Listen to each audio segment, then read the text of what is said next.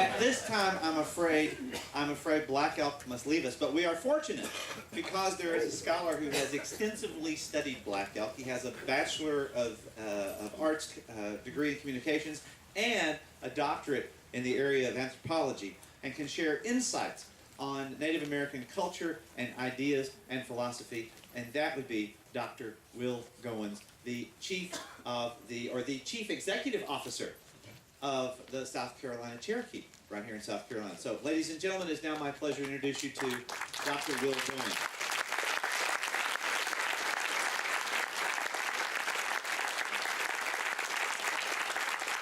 Let them begin with a question that Black Elk couldn't have answered, but I'm sure Dr. Goins can. I'm not so sure. This one's got longer since you couldn't answer it a while ago. It always happens that way. Okay, how many years did Black Elk actually live? What were his birth and death dates? He lived from 1834 to 1950. So 64. 1864 to 1950. What did I say? That's it. 64 to 50. Okay, there are two more parts then. Are there still people who are, now I forgot how I worded it, who are spiritual descendants of, do they still practice this? In other words, the children of Black Elk, are the children of Black Elk continuing on as the idea and spiritual guides for the Lakota people?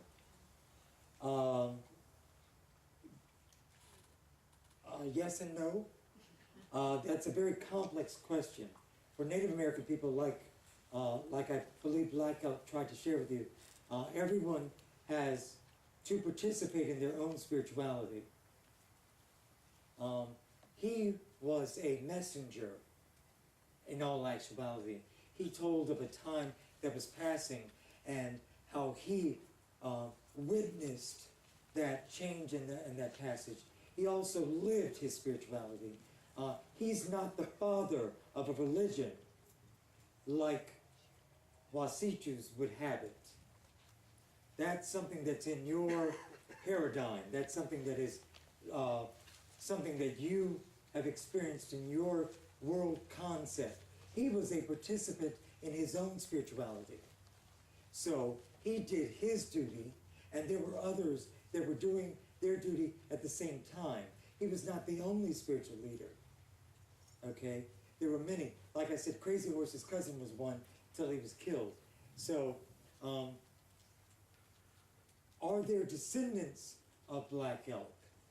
Yes, I would say that I am a descendant of Black Elk because he shared his message in 1950 to very little acclaim, but it was, in 1931, but it was reprinted in the 50s, and then much later he had another book that just talked about Lakota and the pipe and the ceremonies, and all of those things are something that goes into a canon of actual information about Native American spirituality, Lakota religion and spirituality, and I think that all contemporary Native American people have been influenced and are products of that dialogue and exchange that transformed your understanding of who we are.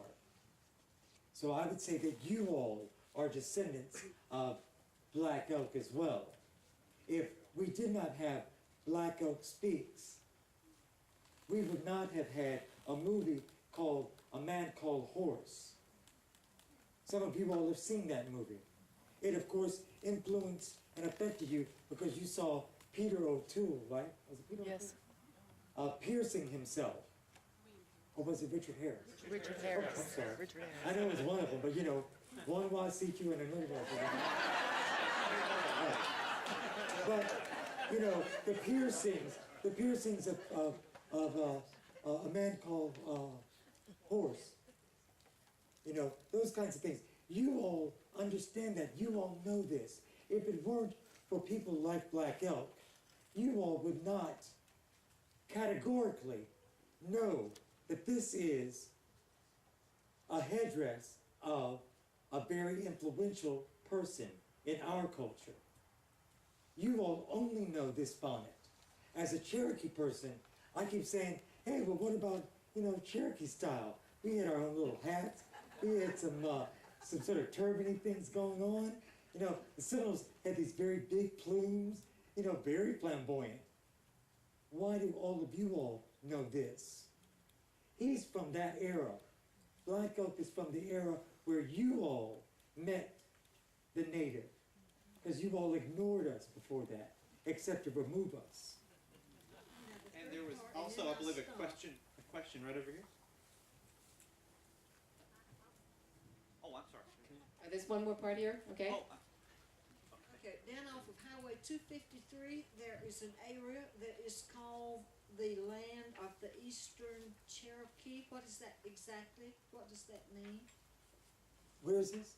Off of 253 in either Upper Lawrence or Lower Greenville County, And it's the Cherokee. oh, yes. oh yeah. Oh, very good question. It is a brand new sign. You're talking about a sign on the road. It's a brand new sign.